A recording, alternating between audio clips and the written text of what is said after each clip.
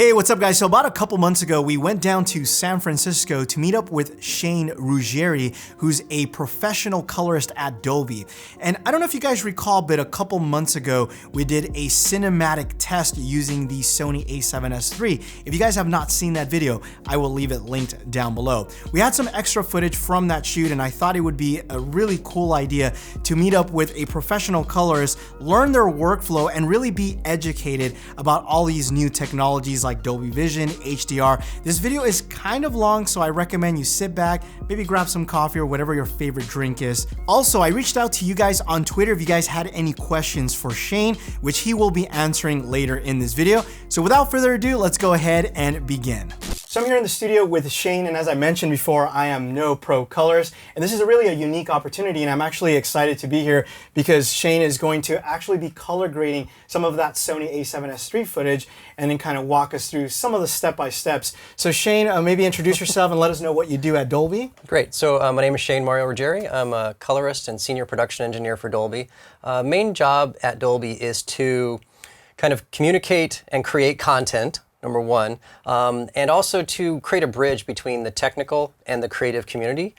So as we create new technologies, part of my job is to make sure that they're appropriate, the tools are there, that a professional would use them and how they would use them and give them feedback. That's a lot of what I do with that. That's awesome. And I mean, I appreciate you inviting us and letting us be here. I think this is a really unique opportunity, and we're excited to obviously share this with the audience. So maybe you can walk us through some of this footage and maybe show us step by step of what you would do with the Sony A7S III footage. Let's jump in. All right, let's do it. So before we get going, I just want to qualify that the lighting that we have here is not something that we would use typically. I wouldn't have all these lights on, but I think for this purposes, I think it's perfectly well because we've done a lot of the early work to get the image to kind of a nice place, but we wouldn't have all these lights flashing around. We'd have a very nice even background, and the lights would be much more dim. Just to kind of set the stage for everybody, we're going to be working in an HDR scenario. So basically we're taking this imagery, which is the A7S III, and we're going to expand it into what's called SMPTE 2084 and a Rec 2020 color space. So it's a massive color space and a very high luminance volume. So there's just think of it as like a volume and a bucket. So it's a massive bucket, whereas Rec 709, 100 nits is in a tiny bucket. This is a massive bucket and like this. And we're going to take that footage, lay it in there, and massage it so that it looks like maybe that you feel more close to the footage. That's the general idea. So usually the first thing that I do is talk to the director, talk to the person in charge of the image and saying, how do you want to feel? Like how should this feel to me? Right? Because we're conveying those feelings of emotion, context, place, and you need a starting point. I just can't just go in there and start pushing things around. I need to know what you want. Gotcha. Well, okay. So you want to tell you what I want? Yeah, you can tell me what you want. If you want to make it feel like we're there, that's one of the things. Sure. And that was the initial address from the DP, was saying, hey, kind of make it feel like we were there. So you can tell me, hey, does it feel like we're there yet? So the first thing comes in. This is a Flander Scientific XM310K. It's set to 3,000 nit max. Our project is set up to go Rec 2020. And we're going to kind of limit it around 2,000 nits, just so that we don't have blowouts on this monitor. And so the first thing that I would do is I would come in. Let me turn this monitor off. I would first come in and I would do what's called a color transform or a camera transform, and that's what this first node is here. And I'm basically taking the S gamut and saying, take the S gamut, take the Sony log, which is the color gamma, as well as the color volume, and convert it into a Rec 2020 space and a SMPTE 2084, which is a PQ gamut. So we can look those terms up for you, but it's really just saying that's how I'm working. I'm not looking at Rec 709, I'm working in a PQ color space. And so take that footage and lay it in there so that the image looks proper. Then what I would do is I would go to this next node and I would say, let's take this, and if I reset it, we kind of did a preset, I need to then start to kind of feel how bright it needs to be. So my first steps are kind of get the luminance in a general place, right? That's my first kind of step, is to transform out, kind of get a sense of luminance I want to use in this particular scene, in this particular moment. And then, and let's say this is perfectly good, we can kind of look, a little bit forward, find a bright spot. There's no blowouts on his face.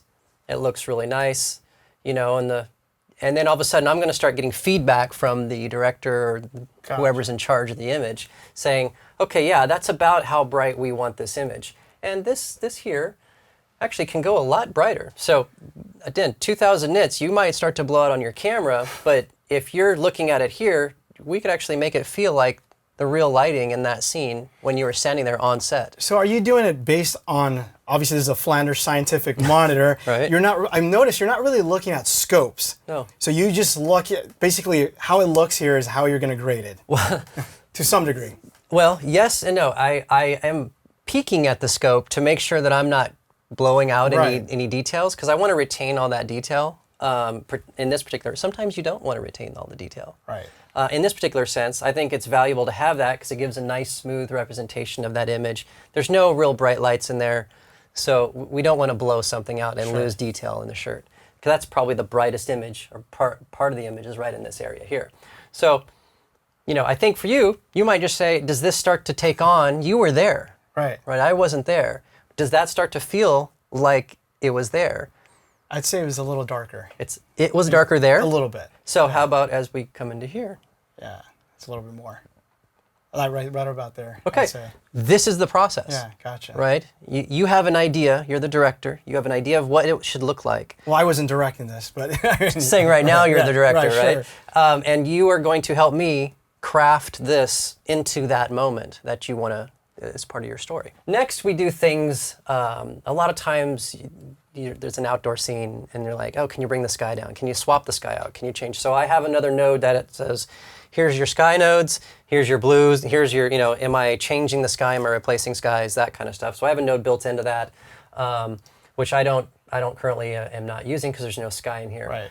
And then what I'll start to do is I'll start to work on the image of the face. So if I turn on the face image, and so right now, I don't know if you can see over here, there's a window. So there's a power window that kind of shows up, right? And that window allows me to kind of, you know, look at, I can select just his skin. So if you want to just kind of pull this, I'll do a quick one here. Not be perfect, but I will then grab it and then I will track it, right? To kind of give a sense of, you know, where this thing is moving, where his face is moving. Now it's not doing a great job of tracking at this moment, but I think that's the idea, is that we would bring it in and we would then do some tracking and then track the whole shot to make sure that when I'm starting doing a change on his face, then the change is being applied only to his face. And not to other so it doesn't affect the other part of the image. Right. So in this instance, let's go to a part where, you know, it looks pretty good. So let's just say this, you feel like this is too bright and you want to kind of bring this up, or maybe it's too saturated. So, you know, what I might do in this scenario is go in and actually select, you know, for his face. So if I show you the selection that I have, oh, nice. Right, you can actually go in and say, okay, I just want to take that, pull that down a little bit, you know, to only grab his face, maybe take off the luminance there, and then you can massage this, you know, you can massage this, this selection and maybe get rid of some of the areas that you don't want in a general sense. You can kind of pull it down and just soften this edge out. So now I have control over this area of his face. Now, I didn't do a perfect job of it. I'm just showing you this is some of the things that I would do, because a lot of times the director will then say, hey, can you just give that a little pop, you know, like from there to there. So it goes from that to that. Can you just bring a little bit back in, because we need to see his face, and I felt like it was a little too dark. And that's maybe something on the set that they couldn't light. They didn't have enough light, or, you know, he turned in such a way that it kind of was darker than what you would like to have. Now, is that something that you do all the time, is work on face? No, I mean on the face part of it, really? There's a lot of work. And I say this because I always tell people, I was like, I'm not a pro. Like, this is stuff that I almost never do. Yeah. I mean, I've done it before. This is only one layer. Yeah. Usually there's the face, there's the pop of the face, and then there's eyes. This is next level stuff. Like, Right? again, I don't mess with this kind of stuff. So Yeah. the fact that you're telling me that you're always working with faces, and I'm sure you're doing shirts and all these other things. Well, the eye goes to face. That's the most recognizable thing. Gotcha. And then the next most the most recognizable thing is your eyes. When people look at, they look at eyes and mouth. Eyes tell intention, right? They really speak right. intention. You can say, yes, yes, yes, right? And those are 3 different intentions in how much I've opened my eyes or how bright they are. And so a lot of the content work that I do is context, right? So do you also, I'm assuming, work with the eyes too and kind of brighten them up? And Absolutely. And there's plugins for that, right? There's actually a tracking system in here, an AI tracking system that'll actually find the face, it'll track it, and then allows you to go in and brighten the eyes, darken the eyes, do all kinds of different things with it. Nice. And again, it just depends on the scene, the set, how much time we have, is how much detail we actually go into. You know, I know a lot of people use creative LUTs. Yeah. So like, what is your thought on that? Like people buying LUTs and using them for their footage. Like, it seems like after you tell me that you spend so much time, is there such a thing as the one click and it's done? Well, yeah, it exists, right? I mean, the creative LUT is there for a use, and you can think of it like a tool, right? You got a hammer and you got a screwdriver. Well, a LUT doesn't do all things, right? And especially if you're shooting with multiple cameras that have different looks and different settings in different locations, you can see that the image is going to be quite different from scene to scene to scene. And so one big kind of look may be okay. It depends on if you're happy with it. If you're the director and you're in control of that image and you throw a LUT onto something and you think, hey, this is the bee's knees, you're fine. Okay, right. Fine, that's you. And if you're happy with it and if that's your artistic expression, fine, not a problem. However, if you look at a LUT, it is a destructive thing. And you apply it to footage, and it will shift colors around. And a lot of times it'll take colors away. It'll limit your range. And if you try to get something back, then you're kind of at a disadvantage. So you have to do a little bit of work at that point. Gotcha. You may have to go before that LUT, expand it out, and then you put it on the LUT, and the LUT just chops it off, and you don't get that information. It's one of the things that I wanted to mention now is it's really important about color grading is that it's a team effort, right? It's not just me deciding how things should look. I'm an influence on it, but my job really is to take the director's vision and to help this moment come alive in what they thought they wanted to see or what they're saying in this moment of time. Because this is just a 5-second moment in time that's got a bunch of stuff before it and a bunch of stuff after it, and it needs to fit that moment to help tell a story. Right. Okay. So take, for example, this situation. You might, as a director, say, Shane, I really want to create more depth. I really want to focus on them, but I keep getting distracted by these other things that are going on.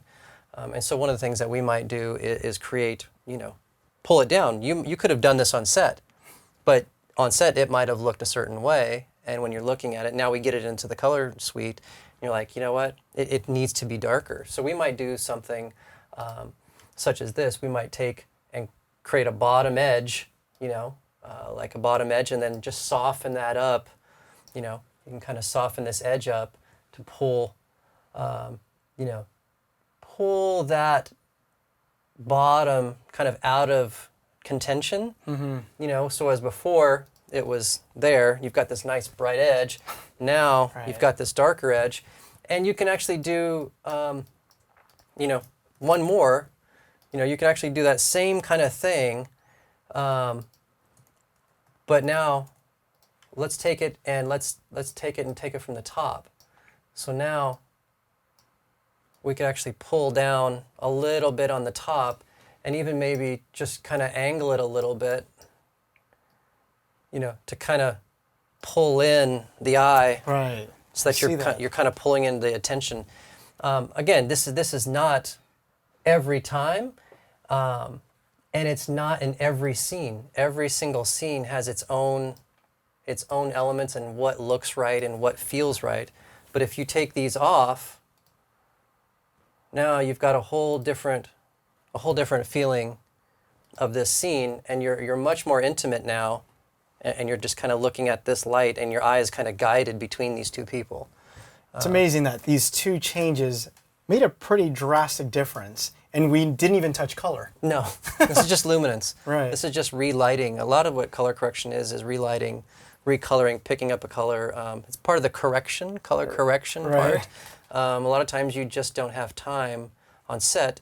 And after you've built this edit and you've kind of gone through and we started telling the story, sometimes you want to do a different thing in a moment. And with color correction now being digital and as easy as it is, and as powerful, I should say as powerful, not as easy, you can do a lot of relighting that scene to really get what the DP and the director were going for in that moment. Hey guys, so I just wanted to pop in really quick. I hope you guys are enjoying this video. We're gonna move on to the Twitter questions, but before we do that, I do wanna thank Kondor Blue for sponsoring our trip to San Francisco and also today's video. But they also wanna hook you guys up. If you guys ordered a Sony A7S III and are looking to purchase a Kondor Blue cage, well, today's your lucky day because there is a special coupon code linked down below in the description that's gonna give you $50 off. This is a limited time, so I recommend if you're interested, hurry up, check out that link down below in the description. But without further ado, let's go ahead and jump right into the Twitter questions.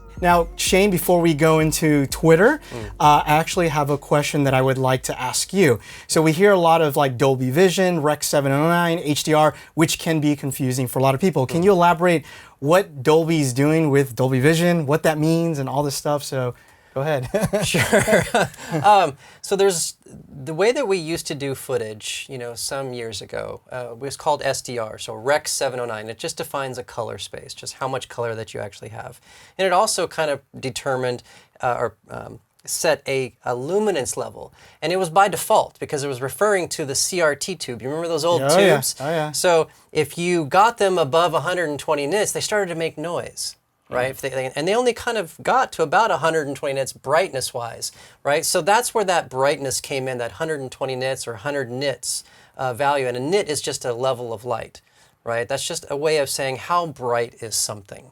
Right. And it's a way of measuring it, like inches, or it's a value of light. And 100 nits was about how bright those tubes were. And so that became the standard. In fact, it's kind of a funny story. They had to go back and measure it. There wasn't a standard before that. It was just broadcast. Right, and that was defined by the Rec 709 color space and the 100 nits that the tube could do, because every TV was tube.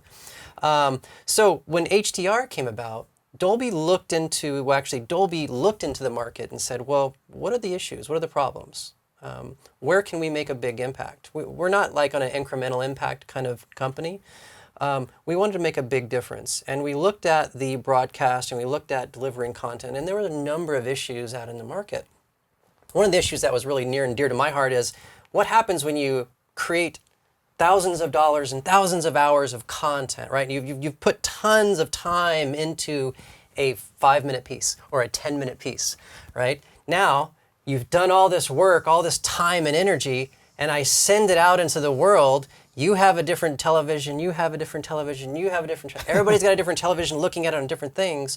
The image that we spent time crafting is no longer seen the same way. We call, you go into the big box stores and you see all the TVs on the screen or on the wall, and every one of them is different. Right. And every one of them is wrong because it's not the one sitting in here that we made the choices on. Right? Yeah, it happens all the time. I mean, even this right now, this piece, we're looking at it on a $30,000, $40,000 monitor, a scientific monitor, and some people might be watching this on their smartphone, which might not be calibrated per se. Correct, but those are getting way better, right? And they're getting a lot closer and more true to the colors that are available. They're also P3, a lot of them are P3 color space, so great monitors. So that's all coalescing.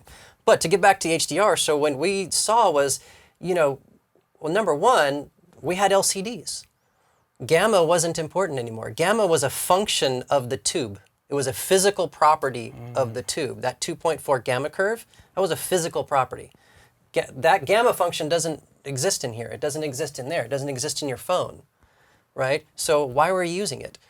Why did we keep using it? Well, it's because it was a standard, right? So when we look back, we're like, well, how do we make a big change? So we created PQ. We didn't create it. Actually, we did create PQ, and we called it Perceptual Quantizer. And it's basically the Barton curve, which means it's a scientific person who made this thing, and it's based on your eye, how your eye works. So as you bring light level up, every single step, so if these are light levels, my fingers, this step to this step, you couldn't see the difference. You wouldn't notice the difference. But from this step to this step, you do see a difference. And from dark all the way up to bright, that's the PQ. That is PQ. It is based on how your eye works, and it allows you to get accurate light levels in a non-relative way, but an absolute way. So right now, in gamma, it's a relative system. I know these are kind of techie terms, but it's a relative system versus an absolute system. So now 100 nits is 100 nits is 100 nits. 80% and the old stuff was 80% on whatever you showed it on. If you had a 500 nit TV, 80% is, up here, 80% down. You have some you have a relative issue right there. So this is absolute. PQ is absolute, and on top of that, what we did was, how do you manage the image? So if you've made an image in let's take a look at this image right here. It's 2000 nit peak white. Or actually, let's say it's actually 900 nit peak white. So this is around 900 nits right there. Now, what if I'm going to show that on a 500 nit TV? It's going to look blown out. It could, but that was one of the things that we wanted to address was, how do you map this image down to lower performing tier televisions in a way that we still have control? And that's what Dolby Vision brought to the industry. So HDR, getting back to what HDR versus SDR was 709, 100 nits. HDR is defined by SMPTE 2084. It's 10,000 nits, and it's the Rec 2020 color space. So a much larger color space, more colors available. So a wider color, bigger gamut. So if you want to look at a bucket, this is HDR, this is SDR. So more colors, more light. Now, why is more colors and more light important? Well, it's important because in the real world, things are bright, and you relate to them every day. You can interact with them every day. And with HDR, you can bring people closer to the reality or pull them away, which you can't really do in 709. All right, there's a lot of things that you can start to do in HDR that you can't do in SDR. Still can tell great stories in SDR. We've had 100 years of telling wonderful stories, not doubting that at all. But there's a lot of other things that you can do with HDR that you couldn't do there. And with Dolby Vision, you actually have a way of managing that image. Thank you. That was really insightful. Learned a lot. I mean, this is great information. Let's jump into Twitter because I already feel like this video is pretty long. But so the first one comes from Tyler Stallman. And his question is there a significant difference working with uncompressed RAW, compressed RAW, and ProRes 4444? Well, Tyler, thank you for your question. I would say initially, my initial reaction is, if you're thinking about those things, you're not thinking about story, right? That would be my initial reaction to that, because those things are very, very similar. Those three codecs performance are very similar. And what I would encourage Tyler to do is to think about the story that he's trying to tell. It is Tyler as a guy, yeah, okay? yeah. Tyler's a guy, okay? Figure out the story he's trying to tell. Do tests.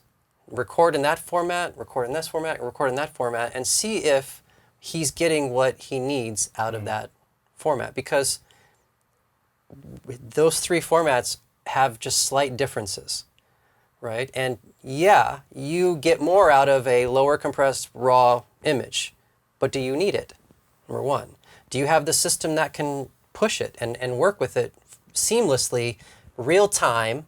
Because real time is important, because you want to feel the shot coming from one to the next, and be able to move back and forth fluidly, because that gives you insight. And then I would look at those three things and say, well, what does my camera shoot? How much storage do I have? How long? There's so many different questions that you can ask, and that you should ask. And I would say, focus on the story first. If you can get the story down, do a test scene. If it makes sense and looks good, you're good, all right? If you're doing compositing, that's a different story. If you're doing compositing and you're going to step on the footage a lot, higher bit rates are better. Gotcha. But you might be able to get away with, the ProRes 444? 444, yeah. 444 XQ, keeping the highlights and low, some extra data. You could probably get away with that. Compressed means you're going to round off data, you're going to lose data. Gotcha. But it's also a function of your camera and your lens. we could talk for hours. This is a whole different, you know, Right. a whole show in itself, because all these factors come into play. So I say start with the story, do a test scene, Gotcha. and make the decision from there. This one's from Valentina V. How do you deal with noise from underexposed shots? Well, there's a bunch of different ways that you can do this. There are paid programs, you know, Neat Video. There are built-in noise reduction into Resolve and some other color correctors. There's also some tricks that you can do. Like one of the tricks, in fact, if you look right here, you can see there's a splitter and combiner at these 3 nodes right there. That's RGB. You can split them out, and you can see if there's a lot of red noise, a lot of blue noise. You can go into there and just denoise that channel. Right? Interesting. And so there's a lot of different ways that you can look at. So, but I think the question was in a low, in the underexposed. Don't underexpose. Light well. Right. And sometimes you don't have that opportunity Sure. to go back on set, obviously. But I think that's a lesson that needs to be given back to the person shooting, and say, look, this was underexposed. Understand your camera. You know, what's the base ISO? Understand, it starts with the footage. I can preach. But if you have to deal with underexposed footage, sometimes you can't really fix it. It just can't be fixed because there's no detail, right? And technically, the light isn't hitting the photo sites, it's not being saved, so it looks like grain, it looks like motion. You can kind of get rid of that motion, but then you soften. Then you can add sharpening, or go into this AI stuff right now that's really popular, and then resharpen. But all that costs money. So can you fix it? Can you get it better? Fix it maybe. Sometimes yes, sometimes no. Can you get it better? Sometimes yes, sometimes no. I would try those things. Denoise. Use power windows, right? You can power window that area. So if you're looking for an area of focus, find out what the most important thing on the image is. And is the noise, the grain that's popping up, the digital grain that's popping up? Maybe find what's distracting, select that, and pull that down. Interesting. So you can approach it in many different ways. Next question is from Miles Somerville. What's the consensus on shooting log versus standard profiles in higher-end studio productions? Is it simply a personal preference thing, or are standards? Basically, are there standards? There's no standard. Okay, there's no governing body like SMPTE saying you must shoot this way. And I think that it's up to that production. And it's really a matter of budget, time, editing capabilities, speed, delivery, all that type of thing. And you have to take all those things into account in order to say, hey, if I'm shooting something now and this needs to go to news in 5 minutes, well, you're going to shoot that different than you will if you're saying, okay, we're going to shoot this today, and we're going to do some posts. We have a week to do posts, and then 2 months to do this and that and mix. And you're going to do that different, and you're going to want as much. And we're going to do compositing, and we're going to do all this heavy lifting and twisting on the image and compositing robots in the scene, right? You're going to want to have a lot of detail and a lot of data to work with. And so you need to base it on the production. You need to see, does it matter? That's the question. Does it matter that I shoot this? Does it matter who am I delivering to? What are their requirements? Makes sense. That would be my question is, who am I giving this to? Who's paying me? Like, what do they need? Deliver that. That makes sense. This one is from Luke Polak. What are the industry's biggest misconceptions or myths about color? That it doesn't happen. That it doesn't happen. I would say a lot of people think that what you shoot is what's into what you see. Like news. You're shooting news, you kind of see what's there. In movies and in a lot of YouTube content, a lot of UGC content, you're applying filters, you're doing this, you're doing that. You're changing images, you know, you're pulling down the face or bringing up the face, highlighting the eyes, you're doing different things, and that was not shot. It was, you know, so I think one of the biggest myths is that it just doesn't happen. Or when I say I'm a colorist, they're like, oh, you work in a beauty salon? You know? It's like, no. Actually, that was a question. By the way, that was a question too. You know, what is a colorist? You know, it's like, well, my job is to create context. to build in the context behind the scenes. Colors make you feel things. And that's what I do. This one is from Cheese on Everything. Nice. I like this already. Okay. Are these 99.9% Adobe RGB monitors good enough to not calibrate anymore? No. Okay. Next question. Okay. Calibrate. If you care about your image, calibrate. Yeah. If you don't care, you don't care. Okay. That's fine. It's as simple as that. If it's close enough for you, great. But no, they're not good enough to not calibrate. This next question comes from Brian C. Paul. What is your process and how do you see color, charts or by eye? Both. So the process is to look with your eye, verify with charts, and charts. I think you mean scopes. Sure. And so or your CIE chart, that kind of stuff. You want to verify with the charts and with the scopes, and you can use scopes. Like when I white balance, you can white balance with just scopes, using the lift gamma or the gain and gamma. But a lot of times I trust my eye. That's why I'm a golden eye. That's what they call me, a golden eye. So nice. All right, next question is from Zolf. When is the AI to automatically color grade footage like a pro coming out? They've already tried to do things like that. With machine learning? Yeah, with machine learning. And in some ways it does a decent job if you're looking to interpret. Like they have AI right now that says, okay, take a look at this painting, do a Goya painting and then paint this scene like this scene. And they already have that exists. And it'll just mimic that. But one of the things that color grading is you're making choices. You're making the nth degree choices, and they're personal to you. So AI can do it, but it's their grading, right? Yours. So if AI wants to make a movie and color it, great. I want to see it. Right? I mean, they don't have a slider that says natural, aggressive.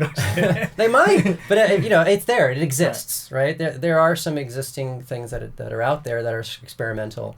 SIIGRAPH, you'll go to SIIGRAPH. There's a lot of papers, and a lot of cool stuff that's out there. But I would say that you're looking to a person to tell you a story, and if you're looking to AI to tell you a story, okay, that's still a story, right. And they can do that. They can do that now. This one is from Alberto9324. Nice. Teal and orange. Honest opinions. Teal and orange. It's great. It's a look. Mm-hmm. It's a look. It's a style. It's Michael Bay, right? That's right. Michael Bay. So if it's appropriate and you like that style and that's your expression, teal and orange it up. If it's not, don't. This is your expression, and this is your statement to the world. Color it as you see fit. Just understand that the colors you use say something. Yeah. They mean something. It's not guessing. Right. We're not just saying, oh, let's make this green or this blue or whatever. Teal and orange represents, contrast and also complement. Right? So it's what you see when you wake up in the morning and the sun and the star. There's a lot of connection to teal and orange that we have in our real world. Shane, thank you so much for having us here in your studio. I learned a ton of stuff looking at your color grade. I thought I knew something about color grading. Clearly, I don't know anything about color grading after coming here, and I'm going to definitely apply a lot of things I learned here onto some of my stuff. So again, once again, I appreciate you having us here. Whoa, that was a very awesome experience, being able to get so much knowledge from Shane. Hopefully you guys learned a lot from this video too. Now, a little bonus for you guys who stuck around and watched this whole entire video. If you guys are interested in downloading some of the footage that we were kind of playing around with, there will be a link down below courtesy of Kondor Blue. So make sure to check that out. And while you're at the Kondor Blue website, if you guys are interested in downloading some free LUTs, they are offering this to you guys. So again, check out those links down below. I hope you guys enjoyed this video. If you did, give it a thumbs up. My name is Armando. Thanks again for watching, and you will catch me in the next one. Adios.